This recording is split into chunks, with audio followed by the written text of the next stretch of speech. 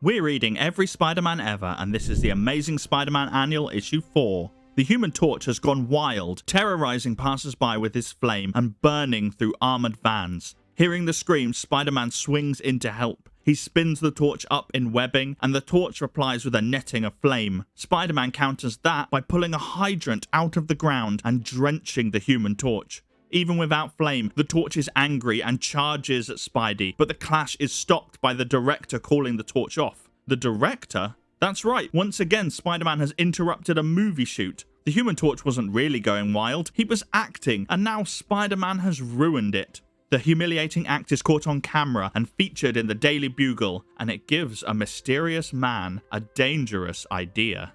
Later, Peter Parker is at home when he hears a radio announcement. A movie studio wants to make a new film starring Spider-Man and the Human Torch, and so our hero takes a plane to Hollywood and signs up as Spider-Man, hoping to make enough money to take Gwen on a date. But in a shadowy room, two villains are gloating that Spider-Man has just taken the bait. On the morning of the first day of shooting, Spider-Man bumps into Johnny Storm. Since they're now co-stars in a movie, they call a truce, and the Human Torch gives Spidey a lift to set. The first scene they're shooting is an alien invasion, but Spider-Man's Spidey sense starts going off. He soon understands why when the Human Torch dives towards him and starts menacing the set. He is strangely quiet though. Spidey puts a stop to the torch's rampage with a light reflector to the head, and the torch flees outside where Spider-Man loses track of him. With no other leads, Spidey decides to check the torch's trailer. He rips the wall off rather than knocking to find a very surprised Johnny Storm reading a script. You see, the reason that he's surprised is that it wasn't Johnny menacing the set. It was the Wizard, using anti-grav discs to fly and flame jets with an asbestos suit to look like the fiery hero. He's teamed up with Mysterio, and they've started their own film studio just to get these two enemies to fight each other.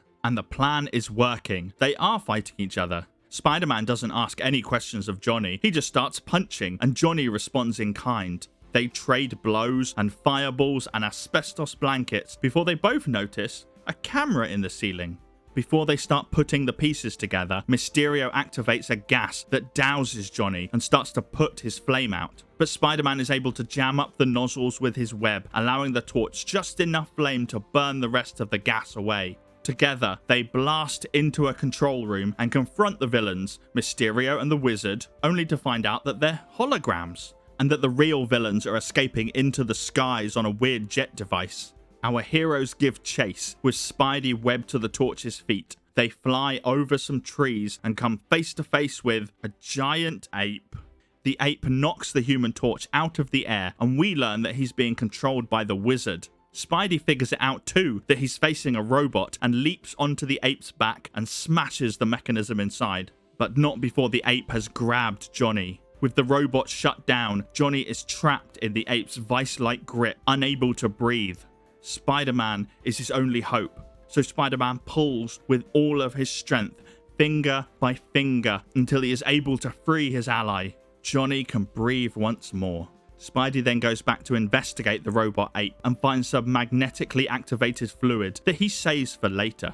After searching the area around the defeated ape, Spidey and the Torch discover Mysterio and the Wizard in a cave. They swing and fly in, but they are trapped by glass doors slamming shut. With a switch, the Wizard begins to bombard our heroes with rocks, magnetized to pull towards Spidey and the Torch. While Spidey dodges an onslaught, the Human Torch attempts to burn his whole body through the glass, but simply slams into it for his effort. Spidey tells him to concentrate his flame on a smaller area of the glass instead, and doing so creates a hole, which is just large enough for Spidey to shoot his new magnet webs through, and he's able to reverse the rocks so that they slam back into the villains instead. The Wizard and Mysterio lay defeated, and Spidey webs them up.